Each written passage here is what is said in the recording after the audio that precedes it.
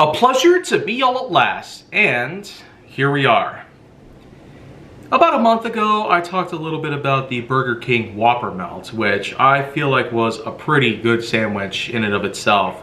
I really am a big fan of patty melts, and basically a bit of a connoisseur of creativity when it comes to giving us those classic meat sandwich things of all sorts of things that are considered, from burgers, chicken, fish sandwiches, and many others. I even happen to love the McRib from McDonald's, which, if you remember all the way back from the second episode, that's exactly what I did. I went out and bought a McRib while it was out in season. But when talking about seasonal items, well, in the last episode, I talked a little bit about a Chick-Fil-A sandwich.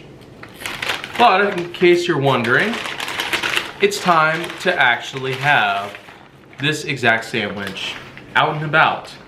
So, it can finally be showcased right here on this channel. A seasonal, limited time only sandwich simply called the Smokehouse Bacon Sandwich. And well, here it goes. Well, it's bound in this little paper thing that they do use for covering your hands in case there are any sorts of messes that can be made. But this is pretty much it. The inside of it is pretty much what you might expect. A combination of a couple different kinds of cheese, big slices of cheese. I mean, look at how thick that is. It's definitely a Hardee's thick burger. But yet, I can just give it the benefit of the doubt that they're using natural ingredients to put this stuff together. So, let's look underneath the bun. Well, nothing but bacon, barbecue sauce, smoke flavoring, and some chicken, lettuce, and cheese, pretty much. But does that all come down together in a unique, epic way? Well, let's just see.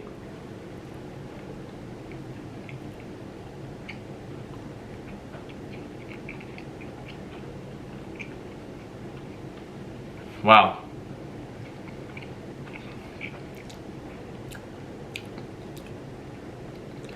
Well, this is different. A whole different feeling compared to how I first bit into the McRib back in 2020. It was a bit of a different feeling for me. But here, it's a bit different. I mean, Smokehouse was never really my trade of any sorts. When it comes to eating, I never really quite considered barbecue to be a good thing by any means. Just not necessarily a fan of most of the things about it related to the flavor and whatnot.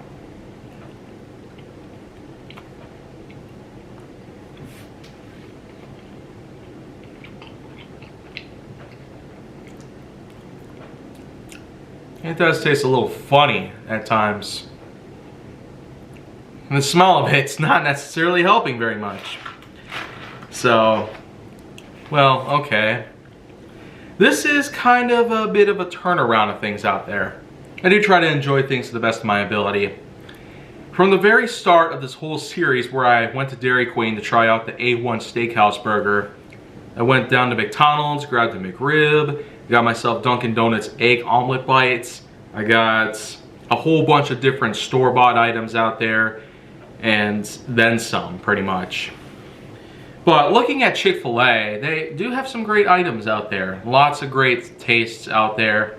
Natural things that they are trying to seriously bring upon to the public in a pretty unique way. But in this case, I'm just seeing things a little bit differently. I'm not really trying to see through any of the good aspects, but just looking at the sandwich entirely. I guess natural doesn't necessarily seem to translate very well to some audiences out there. While I might have a lot of acceptance in this field, of course, it sure has been quite a ride with being able to deal with certain things like weight loss, depression, and a whole bunch of other different things out there. A lot of us tend to turn to this kind of stuff as a way to help cope with these troubles. But you know what? Stuffing our greedy mouths, stomachs, or anything else just is not necessarily a good idea. I do feel like that you might as well just rather make yourself a homemade salad. So, I mean, Chick-fil-A chicken, it's great stuff.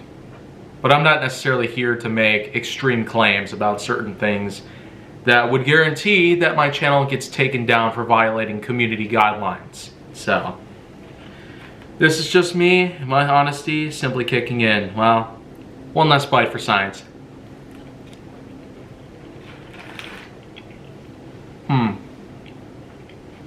Well, that time the juices kicked in.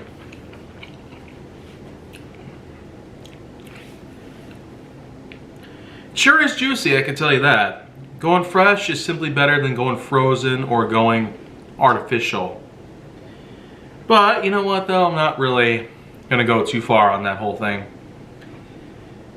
I'd say it probably gets, well, somewhat average ratings, especially on my end. I mean, I do happen to give a lot of rankings of certain things out there that I review, but it seems that in recent years I've been slacking quite a bit, so 6.3 out of 10 is probably how I would give it.